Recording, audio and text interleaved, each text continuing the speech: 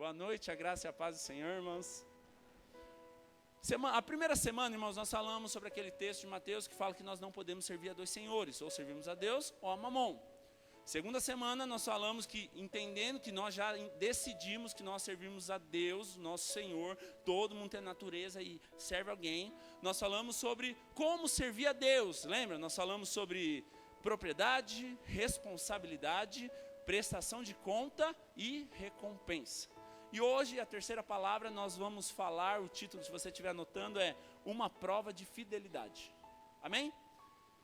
Então é muito importante isso, irmãos, porque com tudo aquilo que eu recebo, de qualquer forma, não estou falando só de dinheiro, como que eu honro? Qual é a forma que eu tenho feito isso? Como que eu vou honrar alguém com tudo aquilo que eu recebo? Então entenda que não está ligado a valor, não está ligado a dinheiro, mas está ligado ao coração. Preste atenção no que eu vou te falar. Deus, Ele não precisa do seu dinheiro. Então, na verdade, não é o seu dinheiro que faz a diferença, mas a sua decisão mostra o seu coração, e é o seu coração que faz a diferença para Deus. Amém?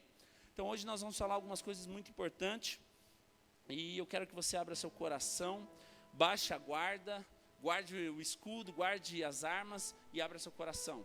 Propositalmente, a oferta e o dízimo já foi tirado antes, porque nós não queremos te emocionar e não queremos fazer nada por empolgação, nós queremos te ensinar. Então, nessas 4 semanas são palavras de ensino. Semana que vem nós vamos falar sobre generosidade de Jesus, e vamos aprender muito também. Mas hoje eu quero te falar algumas coisas. Então, primeiro, nós vamos ler o texto mais polêmico da Bíblia, e foi de Deus, porque, irmãos, eu vou ser bem sincero com vocês. Eu estava no louvor, estava a glória, estava aquele negócio, eu falei, Deus, se for para fluir e não ter palavra, tenha liberdade. E eu já estava com uma outra palavra preparada, que deixa eu te falar um negócio. Tem coisas que é necessário nós falarmos, mas não é o que nós queremos falar. Então entenda algo, que Deus estava falando comigo naquele momento. O que eu queria falar não é isso, o que eu queria falar é a palavra que eu preparei depois.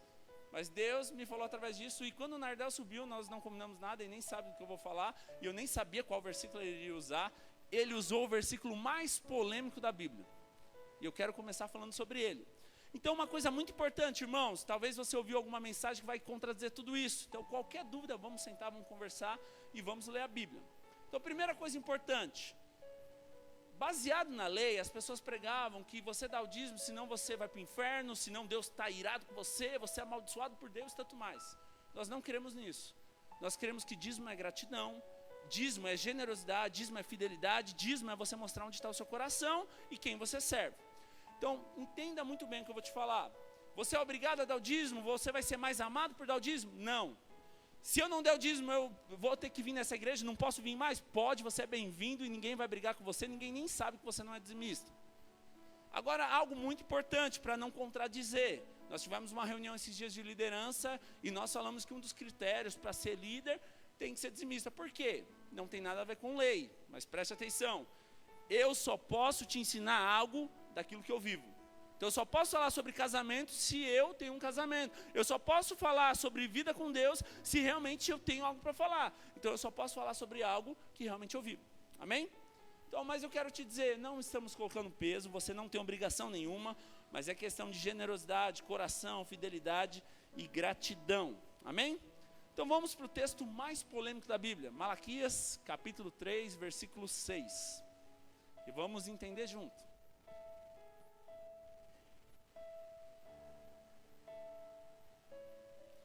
De fato, eu, o Senhor, não mudo. Por isso vocês, descendentes de Jacó, não foram destruídos. Desde o tempo dos seus antepassados, vocês se desviaram dos meus decretos e não os obedeceram. Voltem para mim e eu voltarei para vocês, diz o Senhor dos Exércitos. Mas vocês perguntam, como voltaremos? Até aí a gente continua. Irmãos, preste atenção. Aqui tem um momento que Deus diz assim, voltem para mim e eu voltarei para vocês. Depois você lê Malaquias 1, 2 e 3, e você vai ver que a base de Malaquias todo é ter um relacionamento, Deus tem um relacionamento com o homem novamente. Então pode ver que Deus chega e fala, volte para mim e eu voltarei para vocês. E os homens dizem, mas Deus, como que eu vou voltar para vocês? Deus, o que eu preciso fazer para voltar, Deus? O que eu estou fazendo que eu não estou contigo? Então entenda que a base de todo Malaquias é o relacionamento e você voltar para Deus. Mas entenda que muito mais importante de tudo que nós vamos falar aqui, o que Malaquias está ensinando é um princípio de comportamento, tá? Tudo isso é um princípio de comportamento, porque a grande questão é, mas nós não estamos mais na lei, nós estamos na graça, e nós vamos falar sobre tudo isso. Mas entenda que não tem nada a ver com a questão de lei ou graça. Deixa eu te falar um negócio. Nós não estamos na lei, estamos na graça, nova aliança, sim ou não? Você deve adulterar? A lei diz que não. Você deve matar? A lei diz que não. Você deve roubar? Sim ou não? A lei diz que não. Mas nós não estamos na lei, então pode matar, pode roubar, pode adulterar, sim ou não? Não, porque nós estamos debaixo do quê? Comportamento. Então entenda isso, muito mais que lei, nós estamos debaixo de um princípio de comportamento. Eu não quero ser taxativo e nada contra ninguém, mas esses dias eu ouvi um homem dizendo assim, um pastor, nós não estamos mais debaixo de princípio de nada, porque Jesus veio e mudou tudo. Então vamos ler algumas questões muito importantes aqui, irmãos, e eu quero, junto com vocês, compartilhar, ensinar, e nós podemos aprender junto algumas questões importantes, amém? Vamos continuar lendo o texto, então, versículo 8, o versículo mais contraditório para os homens, não para Deus, porque Deus não erra. Pode um homem roubar de Deus? Contudo, vocês estão me roubando. E ainda perguntam, como é que te roubamos, Deus? E Deus responde, nos dízimos e nas ofertas. Irmãos, primeira coisa, lembre-se que nós falamos que dízimo, oferta é questão de gratidão, generosidade, coração, não questão de valor, amém? Amém? Uma coisa contraditória e mal interpretada, as pessoas dizem que nós não estamos mais debaixo desse versículo, porque Deus não amaldiçoa mais ninguém.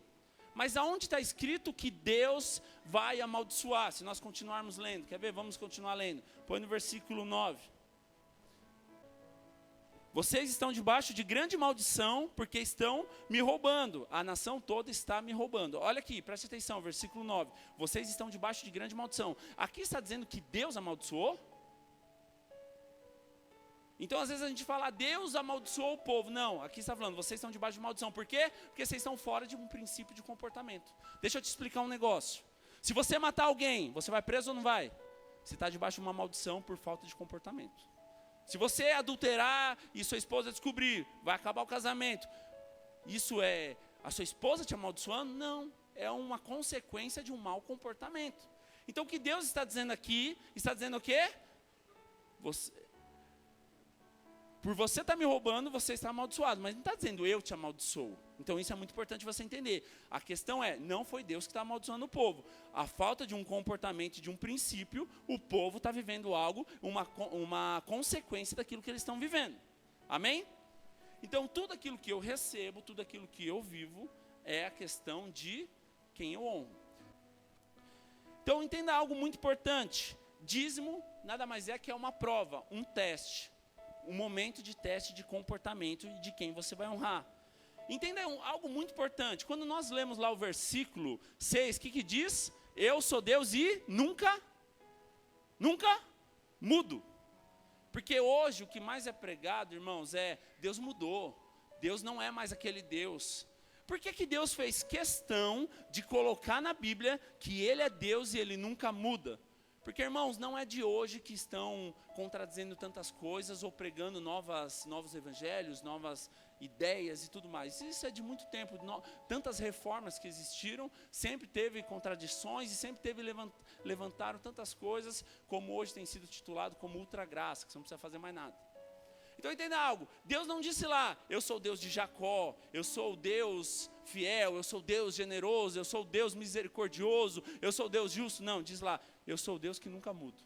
Ou seja, Deus sendo Deus, com certeza Ele já sabia que isso seria questionável no futuro, e alguém iria falar que mudou, Deus é diferente, Deus mudou, Deus não é mais o mesmo Deus, mas a Bíblia diz que Deus é imutável. Um outro detalhe muito importante, irmãos, eu estava ouvindo esses dias, as pessoas falam, não, mas se você ler Malaquias 1:1, está dizendo que isso é para o povo de Israel. Eu não sou o povo de Israel. Então preste atenção, se você ler as cartas de Paulo, também não é para você, porque ele escreveu para a igreja de Coríntio, ele escreveu para a igreja de Gálatas, você não é a igreja de Coríntio, você não é a igreja de Gálatas. Então, se você for ler alguns textos como Judas, Tiago, também não é para você, porque eles estão falando lá que é para o povo hebreu, Hebreus, por exemplo, e tantos mais. Amém? Então é importante nós avaliarmos algumas questões, porque, irmãos, eu tenho visto que hoje nós gostamos de ouvir o que nos interessa. Então você pega um pouquinho de cada para formar a sua teologia, a sua teoria e a sua doutrina. Por quê? Então é importante nós falarmos a mesma língua, crermos juntos, aprendermos juntos, porque senão vai ficar bagunçado o negócio. Então a Bíblia diz também que você desobedeceu os meus decretos. O que significa decretos, irmãos? Nada mais que ordenança, estatuto. Ou seja, ordenança, estatuto significa princípio de comportamento. Então, princípio não tem nada a ver com as dispensações. O que são dispensações? Dispensações são a dispensação da lei, a dispensação da nova aliança, da graça. Então, princípios, Deus não mudou, Deus é inegociável, Deus é justo. Sabe o que faz Deus ser justo e fiel? É que aquilo que Ele fala, Ele cumpre. Sabe qual a garantia que eu tenho que eu sou salvo? Porque Deus não muda. Porque imagina se Deus mudasse, você é salvo. Pensando bem, se aprontou demais, então vou abrir uma exceção, você já não é mais salvo mais. Qual garantia você teria de ser salvo, de ter vida com Deus e tantas outras coisas? Sabe qual a única garantia? A fidelidade e a justiça de Deus. O que Deus fala, Ele cumpre. Por que Adão foi expulso do Éden? Porque Deus cumpre o que Ele fala. Por que Jesus teve que morrer na cruz? Porque Jesus cumpre o que Ele fala. Então, se para o homem ter salvação precisava que o filho dele morresse, então vai ser assim. Sabe por quê? Se não fosse dessa forma, irmãos, o diabo teria total legalidade de chegar e falar, Deus, não é bem aquilo que você disse, né? Você disse e fez algo diferente. Então entenda que Deus, Ele é imutável, Deus é justo, Deus é fiel. Então eu quero falar 2 pontos importantes, amém? Primeiro ponto, o dízimo é a prova da minha fidelidade. Como eu disse, o dízimo não tem a ver com valor, mas tem a ver com o coração. Então é a única, deixa eu te falar algo muito importante. Você viu o versículo 10, né? Trazer os dízimos à casa do tesouro. Põe no versículo 10 aí. Versão Almeida. Trazei todos os dízimos à casa do tesouro, para que haja mantimento na minha casa, e depois fazei prova de mim, e nisto diz o Senhor dos Exércitos, se eu não vos abrir as janelas do céu, e não derramar sobre vós uma bênção tal, até que não haja lugar suficiente para recolherdes. Preste atenção, o único lugar que Deus te dá a oportunidade de provar Ele, Malaquias 3:10. Você não vê em nenhum lugar Deus falando, faça a prova de mim. Faz e vê se você não vai acontecer. É o único lugar, existem outros lugares que os homens fazem prova de Deus, mas é o único lugar que você vai ver Deus falando, faça a prova de mim. Isso também tem a ver com princípios. Ou seja, Deus está dando oportunidade para o povo de realmente viver algo. Então nós, irmãos, de alguma forma nós precisamos crer que isso tem um princípio importante para a gente crescer, aprender, e realmente Deus quer te abençoar de alguma forma. Deus vai, então se eu não der o dízimo, eu vou sair da rua, vou bater o carro, vou capotar o carro. Não, nós não cremos nisso, porque realmente Deus não amaldiçoa. E a Bíblia não está dizendo que foi Deus que amaldiçoou. A Bíblia está dizendo, por você estar fora do princípio, você é amaldiçoado. Então, tantas coisas, você está na graça. Mas se você matar alguém, qual que é a maldição? E maldição, irmãos, não é uau, vai cair um raio na sua cabeça. Não. Maldição nada mais é um mau comportamento. Então, qual que é o preço que você paga se você fizer isso, irmãos? Nada mais é uma consequência. Então, não tem nada a ver com Deus, mas tem a ver com quebra de princípios. Então, preste atenção, esses dias eu estava ouvindo algo, e um pastor disse assim, que ele viu, passou num lugar e tinha uma igreja. Seja bem-vindos, o dízimo aqui é 8%. E daí, no próximo quarteirão tinha, não entenda mal, uma concorrente. Venha para cá, aqui o dízimo é 7%. E hoje, irmãos, parece estranho falar dízimo 8, dízimo 7. Mas hoje tem algumas igrejas que falam assim, vem para cá que você não precisa dar nada. Irmãos, seja sincero comigo, no seu coração, não precisa me responder. Mas quem celebra que não precisa dar dízimo, vai ser generoso e vai dar mais? Seja sincero com você mesmo. Porque às vezes eu vejo as pessoas, uau, isso que é, tá vendo, não pede nada. Seja sincero com você, se você não precisasse dar o dízimo, você ia ser generoso e ia dar mais? Porque se nós formos falar da graça, a graça fala, dá tudo. Se nós queremos falar além da graça, Ananias e Safira, eles enganaram Deus, eles deram só um pouquinho para parecer que eram tão generosos, eles não deram tudo o que aconteceu com eles?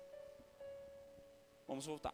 Então, irmãos, nada mais é que isso aqui, sabe o que é? Ensinando a igreja a ser egoísta, não ser generosa. Não, vem para cá, você não precisa dar nada, você vem só receber. Irmãos, o que as pessoas querem hoje é só receber, ninguém mais quer aproveitar de nada, ninguém quer mais dar nada, ninguém quer ser abençoador de nada. Deixa eu te falar um negócio, dízimo na Bíblia, se você for traduzir para o hebraico, diz masra. Masra. Masra significa 1/10. O que é 1/10? 10%. Sim ou não? Quem é matemático aí? Então, irmãos, se o dízimo é 10%, faz sentido a igreja colocar dízimo 9%, 8%, 7%, 11%? Então, vamos lá. A gente vai chegar numa conclusão. Se você tiver alguma dúvida, você pode vir perguntar. A palavra, a Bíblia fala muito de significados. Deixa eu abrir um parênteses aqui, irmãos. Lembra que eu falei que não estava com tanta vontade de falar isso? Porque isso é a palavra de ensino. Você não vai sair babando, você não vai sair chorando, não vai sair pulando, vai sair uau! Então o louvor estava poderoso. Eu falei, Deus, eu vou estragar tudo mesmo? E daí quando o Nardel falou aquilo, eu falei, é confirmação. Então vamos lá. Na Bíblia os números têm muito sentido e significado. E o número 10 na Bíblia, nada mais é que, na maioria das vezes, tá, não 100%, significa prova ou teste. Então, ou seja, quando nós damos o dízimo, é uma prova de fidelidade que Deus está derramando sobre a nossa vida e uma prova de fé nossa para com Deus. Então o número tem vários significados. Deixa eu falar de alguns números para você entender. O número 5 na Bíblia significa graça. O número 6 na Bíblia significa o homem. Por isso em Apocalipse lá fala 666, o número da besta, porque é o homem falando dele mesmo. O número 7 na Bíblia, todos sabem que é perfeição. O número 12 na Bíblia fala sobre governo de Deus. Ou seja, por isso que são 12 tribos, 12 apóstolos, representa o governo de Deus. E o número 10, na maioria das vezes, representa a prova, ou teste. Então nós, muitas vezes, passamos por testes. E um dos grandes testes na nossa vida, quando nós recebemos algo, é a fidelidade. Deixa eu te falar algo. É possível provar fidelidade sem ser tentado? Sim ou não? Vamos supor, você mora numa ilha deserta com a sua esposa. E você bate no peito e fala, Deus, nunca traí a minha mulher. Você vai trair com o quê? Com um coqueiro? Então, irmãos, ser fiel onde você não é tentado não é ser fiel. Então, sabe quando você realmente é tentado? Quando você recebe algo.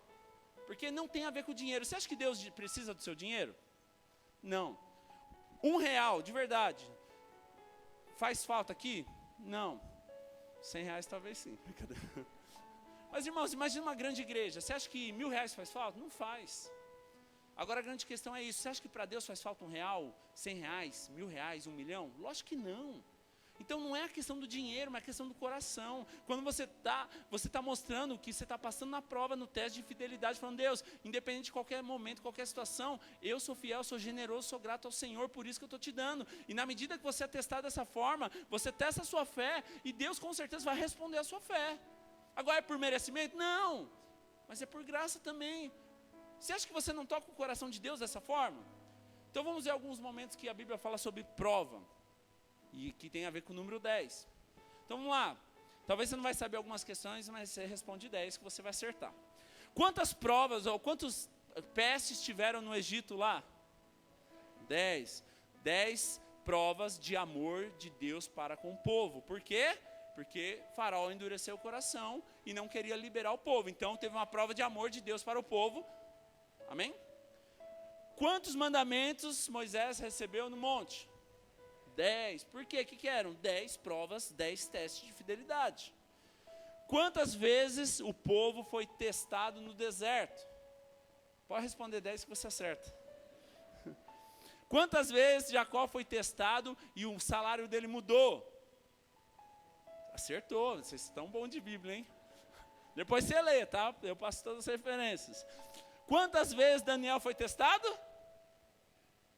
Quantas? Parabéns, é isso aí. No Novo Testamento, irmãos, quantas virgens foram testadas? 10.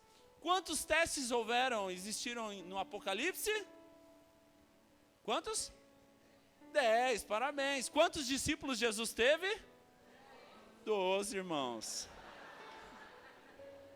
Irmãos, então deixa eu te explicar algo. Irmãos, não é a questão de valor, mas a questão é do coração. Então, na verdade, todas as vezes que eu tenho oportunidade, lembra que eu falei? É fácil ser fiel à esposa se eu moro numa ilha deserta com ela, não tem internet, não tem nada, só tem ela. não tenho o que fazer. É a mesma coisa, é fácil ser fiel a Deus quando eu não tenho nenhum real, não recebo nada. Então, irmãos, o dinheiro fala muito de coração. Eu volto a falar, não é Deus que precisa do seu dinheiro, mas é a sua resposta de fidelidade e teste de fé que você passa. Então, é uma das formas. Então, qual que é o teste da fé, irmãos? Eu acreditar que nada é meu. Lembra que nós aprendemos semana passada que nada é nosso, que tudo é de Deus e Ele confiou na nossa mão? Então, um grande teste de fé é nada mais que eu ser fiel e falar, Deus, o teste da fidelidade é o dar os 10%. E o teste de fé é crer que eu vou ser mais abençoado com os 90 na minha mão do que os 100 sem Deus. Ou seja, irmãos, toda vez que eu estou entregando, eu estou reconhecendo que Deus é fiel, que Deus está me abençoando. Então isso também você precisa entender que é uma mão de via dupla. O que é uma mão de via dupla? Que ao mesmo tempo que eu estou testando Deus, como diz em Malaquias, Deus também está me testando e está me derramando coisas. Qual que é o grande teste, irmãos? Deus fala que é um momento de teste. Faça prova, faça teste de mim. Você acha que eu sou infiel? Você acha que eu não vou te abençoar? Então, irmãos, não é questão... Lembra que nós falamos sobre recompensa semana passada? Então, não é questão de também barganha, não é isso. Se você der achando que Deus tem a obrigação de te dar, esquece, é melhor não dar. Mas é questão de coração. De você realmente mostrar, Deus, eu sou tão grato, o Senhor mudou a minha família, o Senhor restaurou o meu casamento, o Senhor me deu vida, o Senhor mudou a minha história, o Senhor me tirou da lama, o Senhor me tirou do inferno. Nada mais é que é gratidão também. Então, a nossa fidelidade, irmãos, nada mais é provada diante de tentações, diante de desafios. Sem teste você não é tentado. Então deixa eu te falar algo. Como dizimar se eu estou debaixo da lei? Primeira coisa, eu já até tinha antecipado. Se eu não mato, mas a lei diz que não deve matar. Se eu não adultero e a lei diz para não adulterar. Se eu não roubo e a lei diz para não roubar. Eu não faço isso por causa da lei. Eu faço isso por causa de comportamento.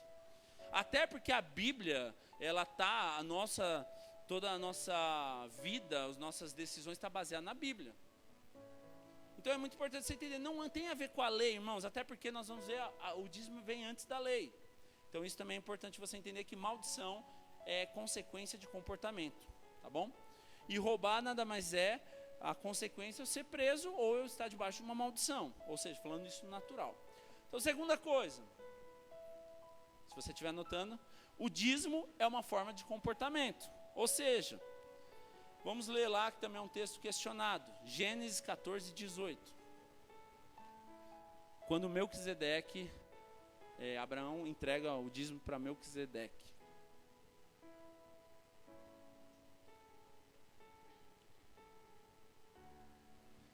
Então, Melquisedeque, rei de Salém e sacerdote de Deus Altíssimo, trouxe pão e vinho e abençoou Abrão, dizendo... Bendito seja Abrão pelo Deus Altíssimo, Criador dos céus e da terra.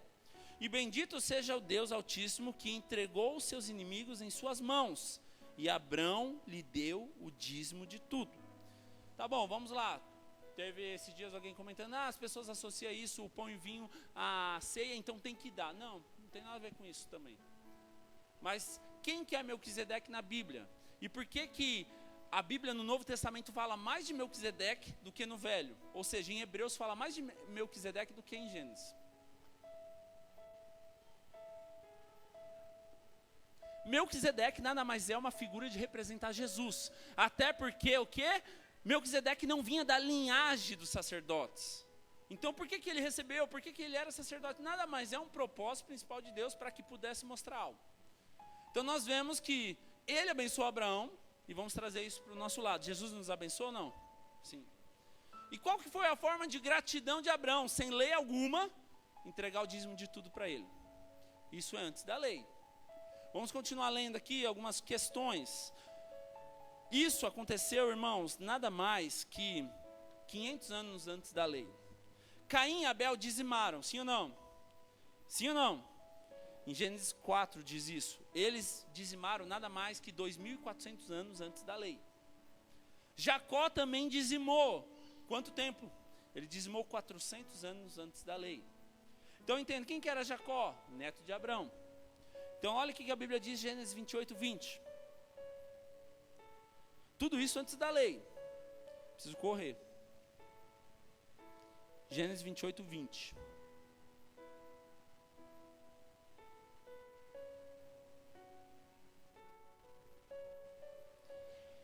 Então Jacó fez um voto, dizendo: se Deus estiver comigo, cuidar de mim nessa viagem que estou fazendo, prover-me de comida e roupa e levar-me de volta em segurança à casa do meu pai, então o Senhor será o meu Deus, e essa pedra que hoje coloquei como coluna servirá de santuário de Deus, e de tudo que me deres, certamente te darei o dízimo. Ou seja, Jacó estava fazendo um voto com Deus. Se Deus me abençoar, se Deus for fiel, se Deus mudar minha vida, se Deus me guardar, se Deus me prover, então qual que é a minha atitude? Uma atitude de gratidão. Não é troca, não é barganha e não é comprar Deus. Até porque tudo que nós façamos não vai chegar nem aos pés do que Deus fez por nós. Mas o que Jacó diz? Por gratidão, por honra, por reconhecimento, eu quero ser fiel e vou dar os meus dízimos. Deus pediu alguma coisa aqui? Não. Melquisedeque representava Jesus, pediu alguma coisa para Abraão? Não. Então entenda algo. Então tudo isso aconteceu antes da lei. Se você for ver, irmãos, lá em Levítico e Deuteronômio, tem passagem sim que no meio da lei, momento da lei de Moisés, a lei mosaica, está mostrando sobre o favor, sobre você entregar e ser abençoado. Isso é dentro da lei.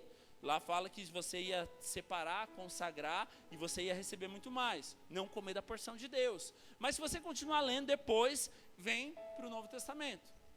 Tá, e muitas pessoas vão falar, mas Jesus, ele não falou para os discípulos, ele falou para os fariseus. Sim, mas vamos ler para entender. Mateus 23, 23.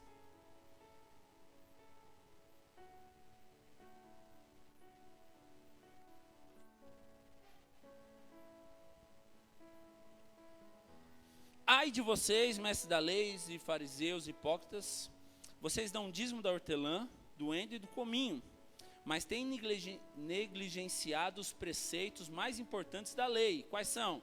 A justiça, a misericórdia e a fidelidade.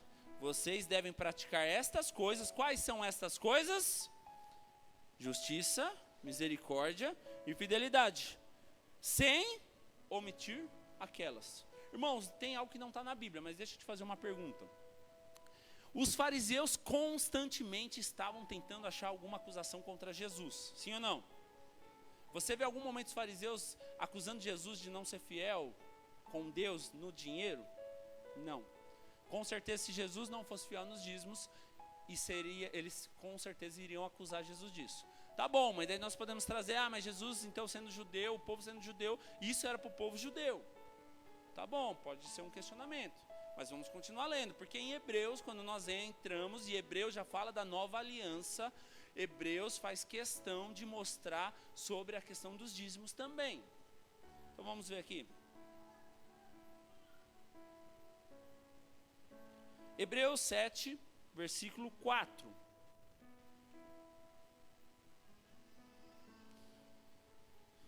Considerem a grandeza desse homem. Qual homem? Melquisedeque. Até mesmo o patriarca Abraão lhe deu o dízimo dos despojos. O que é despojos? Tudo aquilo que você recebe, tudo aquilo que você ganha. A lei requer dos sacerdotes, dentre os descendentes de Levi, que recebam o dízimo do povo, isto é, dos seus irmãos, embora estes sejam descendentes de Abraão. E esse homem, quem é esse homem? Que é Melquisedeque, representado aqui por Jesus, porém, que não pertencia à linhagem de Levi, recebeu os dízimos de Abraão e abençoou aquele que tinha as promessas.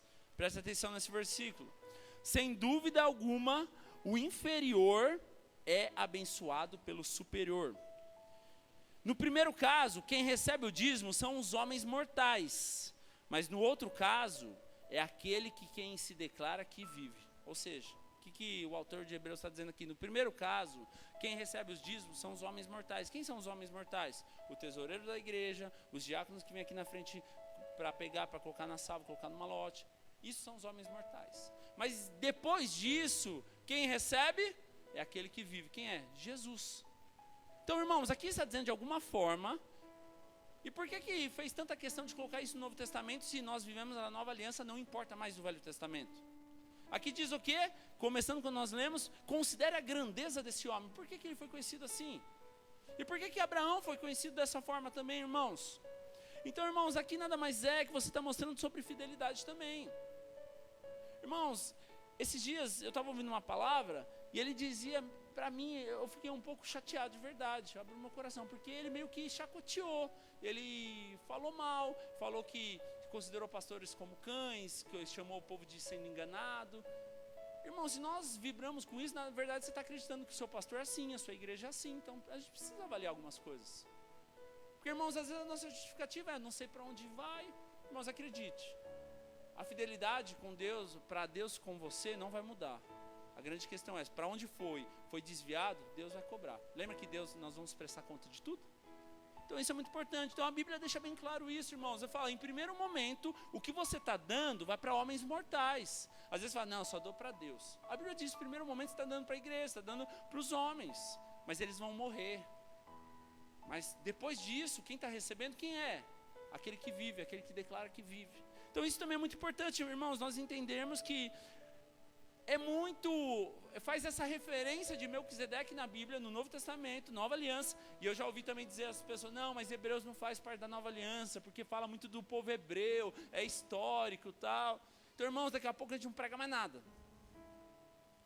Irmãos, outra coisa, eu estava lendo, eu não sei se eu falei isso, acho que eu falei, que às vezes a carta está endereçada para alguém. Eu falei isso, sim, lembrei. E muitas vezes fala: não, então isso aí não serve para mim. Então praticamente a Bíblia nada vai servir para você. Só quando entra nos gentios, nos ímpios, que nós encaixamos aí. Então entenda algo: quando Jesus veio, Ele se entregou, toda a palavra, toda a promessa foi derramada sobre a nossa vida. Então hoje eu posso sim dizer: o Senhor é meu pastor, nada me faltará. Sabe por quê? Porque eu sou filho. Antes de Jesus, realmente eu não poderia dizer isso, porque eu não era o povo de Israel. Mas a partir do momento de Jesus, toda a escritura se cumpre na minha vida. Jesus, muitas vezes, para dar uma resposta, Ele usava o que? A Bíblia, o Velho Testamento. Então, irmãos, isso é um aprendizado para a minha vida também. Por que eu estou te falando isso? Porque quando eu comecei a falar da graça, a gente precisa aprender. Eu lembro que eu também não valorizava muito alguns textos. E nada a ver com essa palavra, mas eu estava ouvindo o pastor Luiz, e ele falou que os textos que ele mais admira e mais gosta de pregar é o Pentateuco, Deuteronômio, Levítico, Números, Gênesis, tudo mais. E mais um. Então entenda que, na verdade, irmãos, tudo isso é uma oportunidade de nós mostrarmos o nosso coração para Jesus. Outra coisa, a Bíblia diz que trazer os dízimos à casa do tesouro para que haja mantimento. Irmãos, de verdade, o que sustenta essa obra, você não tem que dar com essa motivação, porque se você der achando que está dando esmola ou está ajudando alguém, o coração também não está nisso. Agora, entenda algo: se você está aqui, tem custos, então qual que é o mantimento? Tudo isso faz parte também. Então agora deixa eu te perguntar um negócio: quando você vai num restaurante, quem foi no restaurante essa semana aqui? Você comeu e falou: quer saber, vou sair e não vou pagar. Alguém fez isso? Você paga com alegria. Por que você paga com alegria? Eu e o Carlinhos comemos bastante lá em Goiânia, né, Carlinhos? Mas pagamos tudo, por quê? Feliz, alegre, porque nós somos abençoados comendo algo gostoso. Agora, irmãos, você não compra a palavra de Deus, você não compra nada de Deus, Jesus é de graça. Mas o que é isso? Gratidão, porque você sentou em um lugar. Gratidão, porque você teve uma água para beber. Deixa eu te contar algo, não tem nada a ver também, mas o piso já foi comprado, vai ser colocado o piso nas próximas semanas aí também. Irmãos, o que é isso? Isso é fidelidade. Agora, a partir do momento que você falar: quer saber, só quero receber de Jesus, não quero mais nada. Então vamos fechar a igreja, vamos ouvir palavra no YouTube. Mas não é isso que Deus ensina. Deus ensina que nós devemos nos reunir como igreja. No Novo Testamento diz: cuidado com aquilo que você tem escutado, porque é importante você se reunir com o corpo. Então, irmãos, nada mais é que nós estamos aqui para santificar. Deixa eu te falar um negócio também, porque se você não concordar comigo, a gente vai ter que desconsiderar o resto. Às vezes a gente fala: o dízimo santifica as suas finanças. Algumas pessoas, olhando para a linhagem da graça, não vai concordar. Então por que nós oramos pelo alimento? Por que nós oramos pela dispensa? Para algumas coisas serve, mas para outras não. Então se eu oro pelo meu alimento de domingo, quando estou com a minha família, agradecendo, por quê? Porque eu creio que Deus tem bênção sobre aquilo. É a mesma coisa, quando eu entrego algo, eu estou santificando a raiz, estou santificando aquilo que Deus tem me dado. Então, irmãos, nós precisamos entender alguns princípios. Pare de querer só receber de Deus. Sabe, irmãos, entenda que você realmente quer tocar o coração de Deus, você quer desfrutar de algo. Não é a questão da troca, mas é a questão de realmente você viver algo extraordinário. E para encerrar, 2 Crônicas, não precisa abrir, mas 31, depois você lê do versículo 4, fala sobre Ezequias, que Deus dá uma ordem, um comissionamento para ele de colocar a casa em ordem. E quando ele vai ver, a primeira coisa que está errada sobre Israel é dentro do templo, a casa. E dá uma direção sobre o povo ser fiel, sobre o povo trazer os dízimos e tudo mais. E a Bíblia conta, depois você lê isso, mas você lendo aqui, conta que o povo trouxe gratidão, alegria, houve provisão, houve houve prosperidade, houve tanta coisa, e você vê que teve uma transformação sobre a nação. Por quê? Porque o povo estava feliz, o povo estava envolvido, o povo estava sendo fiel, o povo estava sendo abençoador. Olha o que a Bíblia diz, Gênesis capítulo 2, versículo 15. A banda pode subir. Gênesis 2, 15. Comentei isso na primeira semana. Diz assim: o Senhor Deus colocou o homem no jardim do Éden para cuidar dele e cultivá-lo. Certo? Vamos lá. O Senhor Deus colocou o homem. Lembra que eu falei que a partir de Gênesis 2 começa a chamar Deus de Senhor? Colocou o homem no jardim para o quê? Para tomar conta e cuidar. Ou seja, o servo Adão, eu falei Davi, né? Adão. O servo Adão foi colocado lá e o Senhor deu algo para ele cuidar, para ficar responsável. Continuando. E o Senhor Deus ordenou ao homem: coma livremente de qualquer árvore do jardim, mas não coma da árvore do conhecimento do bem e do mal. Porque no dia que dela comer, certamente você morrerá. Se você acha que Malaquias 3, 10, Malaquias 3, 8 está dizendo que isso é lei, porque se você não der, você não é abençoado, então aqui em Adão também é lei, porque fala que se você comer, você morrerá. Sabe o que é isso? Princípio de comportamento. Irmãos, não dá para a gente jogar na conta de Deus tudo, e a gente querer viver uma vida bagunçada, sem compromisso, sem caráter, e falar, não, a graça me salvou. Irmãos, eu não discuto com você, e você fala, mas se eu não der, eu não vou para o inferno. Não concordo, você não vai para o inferno. A questão não é você ser salvo ou não. Eu acredito que você é filho e você não perde a salvação. Isso é graça. Graça, favor merecido. Você não merece, por isso que você recebeu. Então não tem nada que você faça para merecer, isso é graça. Agora, vamos continuar aqui. Então o Senhor Deus declarou: não é bom que o homem esteja só, farei para ele alguém que o auxilie e corresponda. Outra coisa, Deus também deu para o homem mais uma tarefa de servo. Você vai cuidar de Eva e você vai prestar conta sobre ela. Lembra que a gente falou sobre Senhor e servo? Então teve duas responsabilidades aqui principais para Adão. Primeira, te deu um jardim, pode comer livremente, cuida dele, cultiva dele e come à vontade, mas não come da árvore do conhecimento do bem e do mal. Mesma coisa, cuida da sua mulher. O que acontece? Eva comeu o fruto. E daí Adão vai e come. Deus vem, Jesus, pode falar de Jesus, porque Jesus sempre existiu desde a eternidade, e Jesus é a graça, e a graça sempre esteve desde a eternidade. De repente Deus vem, e Adão se esconde, ele descobre que está nu. Então Deus fala, você comeu do fruto? Lembra que eu te dei uma responsabilidade? E qual que era a palavra de Deus? Que Deus é fiel, Deus não muda. Se você comer, você vai morrer. Qual que era a morte naquele caso? Ser expulso do Éden e perder a salvação. Perder a vida eterna, perder a vida física, né? Entenda algo, irmãos. Aqui existe um princípio de comportamento. O comportamento errado de Adão fez com que ele fosse expulso do Éden. O comportamento errado e a falta de cuidado da esposa dele fez com que ele fosse expulso do Éden. Irmãos, se Adão não tivesse se comportado mal, a gente estaria correndo pelado no Éden até hoje. Entenda isso, comportamento. Então não tem nada a ver com graça. Comportamento não jogue na conta da graça. Sabe, irmãos, o que mais me deixa triste e preocupado nos dias de hoje? Toda a sua justificativa e a sua falta de caráter, você coloca na conta da graça. A sua infidelidade, na conta da graça. Os seus defeitos, na conta da graça. Não, Deus me amou assim, Deus me perdoa assim, Deus me ama assim. Eu não duvido, Deus te ama assim. Mas não tem a ver só com amor. O pai ama o filho do jeito que for. Se for preso ou se não for, se roubar ou não roubar, se for fiel ou não for, o pai ama o filho. Mas o princípio de comportamento faz trazer um relacionamento estreito, perto, íntimo e prazeroso. A grande questão, irmãos, não tem a ver com você, eu dei você milionário. Não, não tem nada a ver com isso, nós nunca prometemos isso. Tem a ver com o princípio de comportamento. Sabe o que mais me alegra nos dias de hoje? Eu não quero apenas ser salvo, mas eu quero ter um relacionamento. Antigamente, eu dava dízimo porque eu tinha medo de ir para o inferno. Se eu não der, Deus vai vir, vai pesar a mão, vou bater o carro. Hoje, eu entrego não é com medo de eu morrer, de o carro cair um avião em cima de mim, de Deus me amaldiçoar. Não, Deus não te amaldiçoa. A grande questão é a questão de gratidão, fidelidade. Eu reconhecer que o que eu tenho é só Deus que me deu. Quem tem dificuldade de entender isso é porque de alguma maneira pensa que não foi Deus que te deu, você conquistou sozinho. E se você pensa assim, não dê. Porque você não tem que dar o que não é de Deus. Você tem que dar o que você reconhece que é de Deus. Sabe, irmãos, essa palavra é de ensino, não é para te tocar hoje. Já foi tirada a oferta, já foi tirado dízimo. Mas converse com a sua família, converse com seu esposo, converse com a sua esposa. Realmente avalie como está a sua fidelidade para com Deus. Porque nós só queremos a fidelidade de Deus para conosco. Mas o quanto que eu tenho me dedicado ao Senhor? E o que mais nós ouvimos hoje é: você não precisa fazer mais nada, Jesus já fez tudo. Então você não precisa mais ir para a igreja, você não precisa batizar, você não precisa orar, você não precisa fazer nada. Quero fazer uma oração com você, eu queria que você repetisse. Feche seus olhos. Se você realmente aceitar isso. Deixa eu te falar só mais um negócio, olha aqui. Desculpa.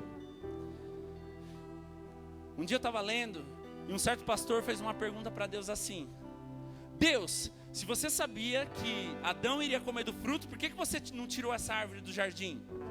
Deixa eu te falar um negócio. Deus, ele te dá a possibilidade de rejeição.